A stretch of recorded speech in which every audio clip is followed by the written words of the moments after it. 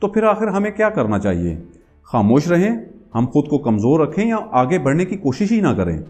تو ایسا نہیں ہے، بلکہ طاقت حاصل کریں، لیکن اس انداز میں کہ طاقتور کو آپ میں خطرہ نہیں بلکہ سہارا نظر آئے۔ ہمیشہ اپنے باس، لیڈر یا آقا جو بھی آپ کا ہو اسے بڑا دکھاؤ اور توجہ کا مرکز بننے دو۔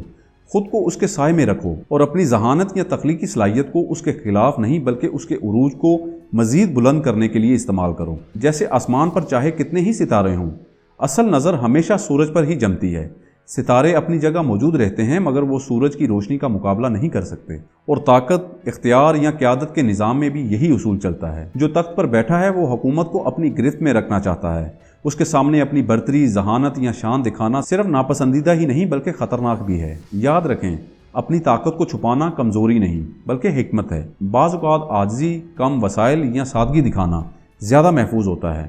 دوسروں کو آگے بڑھنے دیں، اس طرح آپ محفوظ رہیں گے اور جب وقت آئے گا آپ اپنی پوزیشن سے اوپر اٹھ سکیں گے۔ اگر آپ اپنے آقا کو دوسروں کی نظروں میں اور زیادہ چمکا سکیں، جیسے لیونارڈو ڈوینچی نے اپنی تخلیقات سے میڈیسی خاندان کو عظمت بخشی، تو سمجھ لیں آپ نے خود کو ناقابل نظر انداز ثابت کر دیا ہے اور ترقی آپ کے قدم چومے گی۔